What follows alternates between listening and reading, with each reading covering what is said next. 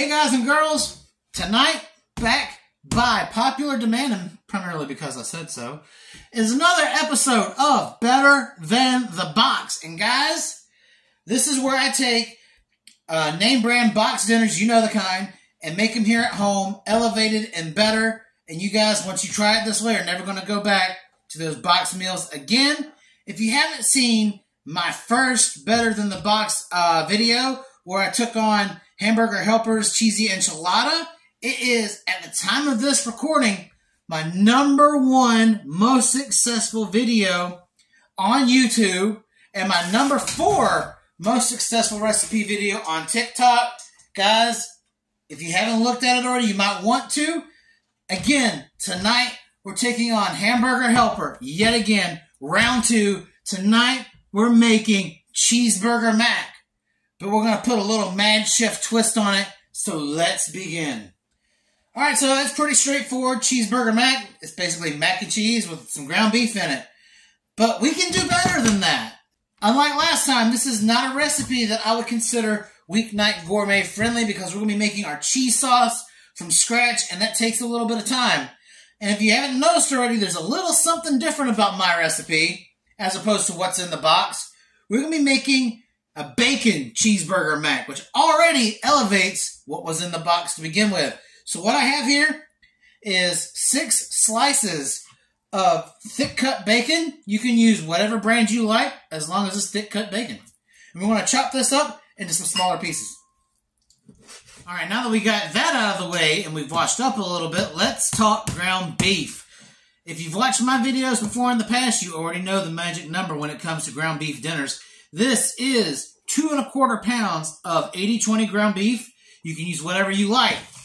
Now here's where we elevate it a little bit further. Instead of just doing this completely salt and pepper ground beef or just not seasoning your beef at all, we're going to be using what is my signature Smokehouse Hamburger Seasoning.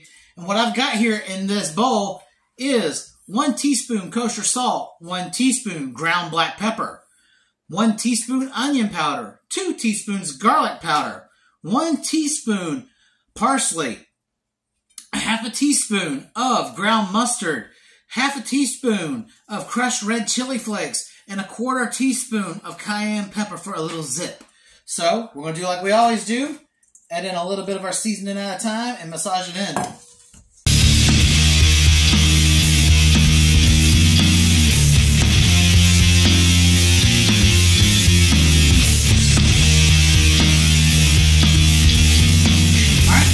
Got most of our prep out of the way. Let's wash up and get this to the stove. Alright?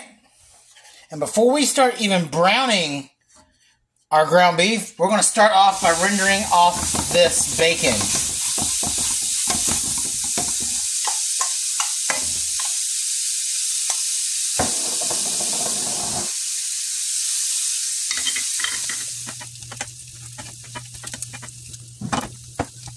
Alright, now that you're finished frying up your crispy little bacon bits and they're off the heat, you've got all this great bacon grease left. This is where it gets a little unconventional, but you're going to have to trust the process. We are going to brown and sear our ground beef into this bacon grease. This is going to elevate your ground beef to another level. It may seem questionable, but this is going to elevate the flavor of your ground beef. It's going to infuse with the bacon flavor. That pan fond that's on the bottom is going to sear into your ground beef. Once you try your ground beef this way, you're never going to have it any other way again. So trust the process. We're going to sear our meat, flip it, sear again. And it's also at this point where I turn on my pasta water.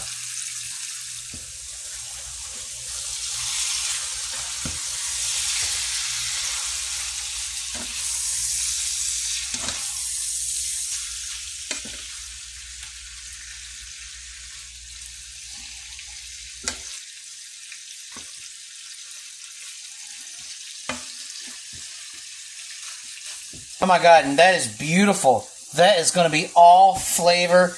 Don't worry about the way we're cooking this ground beef. It's not going to turn out greasy. I've made it this way about 1,000 times, and it turns out flawless. It's just got loads of flavor. Again, trust the process here.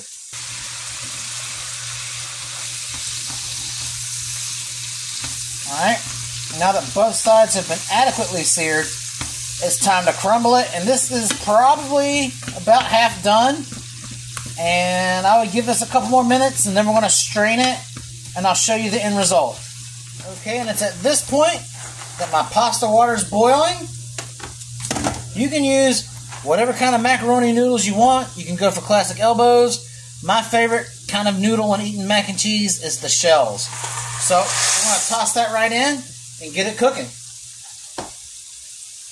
Alright, and as you guys can pretty clearly see, this is not super greasy, just super flavorful. And now that we've got our beef strained and put to the side, it's time to focus on our sauce. Cutting back the heat a little bit. Now, I covered this exact same mac and cheese sauce recipe in my brisket mac and cheese video, but since this is such an important player to this dish, we're going to go over it again. Alright, and to this sauce pot, I've got 1 stick of unsalted butter. And we're just going to let that melt down.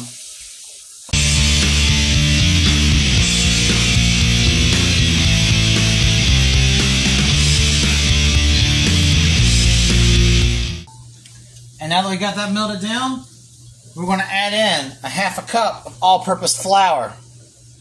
And then we're going to season our roux with a classic mac and cheese seasoning, which is 1 teaspoon kosher salt, 1 teaspoon ground white pepper, 1½ teaspoons ground mustard, 1 teaspoon onion powder, and a ½ teaspoon of garlic powder right in. And now we're going to turn up the heat, and we're going to toast this for about 2 minutes, making sure that we're not burning our roux. This is the base of a classic bechamel sauce.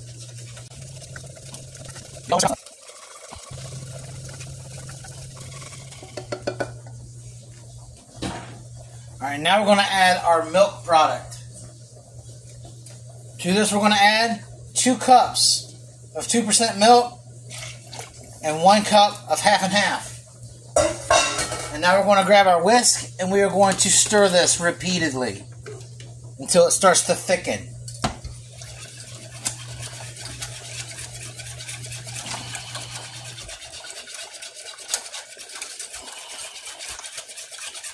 And it's okay to pull this off the heat occasionally to make sure that it is actually thickening up or not getting too hot. You don't want to scald your milk.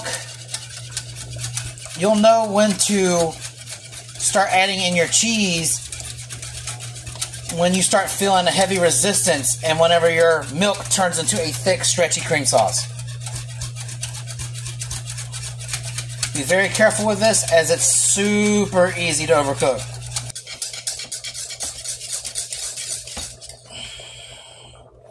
Alright, and this is what you want to see right here. That is a stretchy cream sauce. Now we're going to add about 2½ cups of shredded mild cheddar. Stirring constantly and adding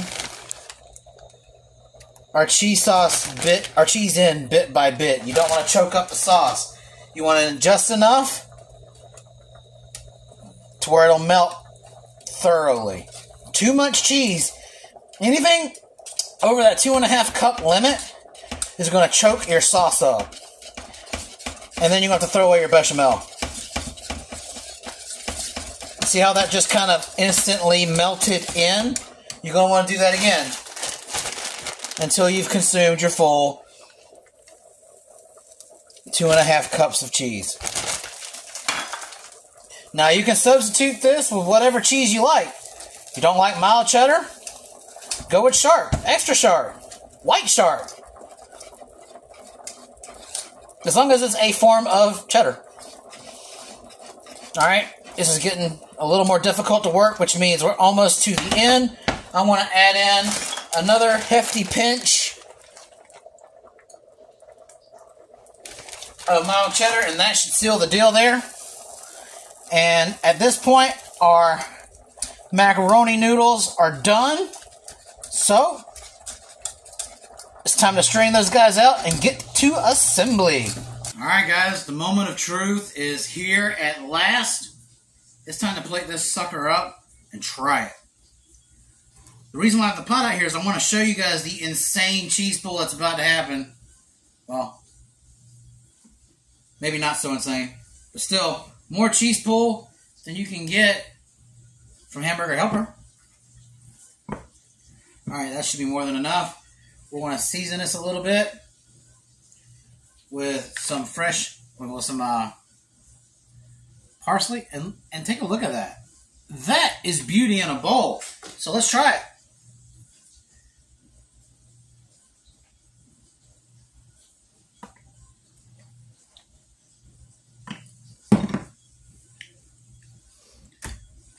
Hamburger Helper might be quicker, but it's never even gonna lay a finger on this right here. It's rich, cheesy, creamy.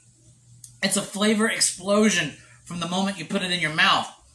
A slight hint of heat from the red chili flake and the cayenne pepper just creates a general warmth. And then that beef and the bacon marriage that happens whenever you cook that beef in the bacon drippings and the bacon grease and all that crunchy bacon that goes along with it. It is unlike anything you've ever experienced. You guys have to go out and make this.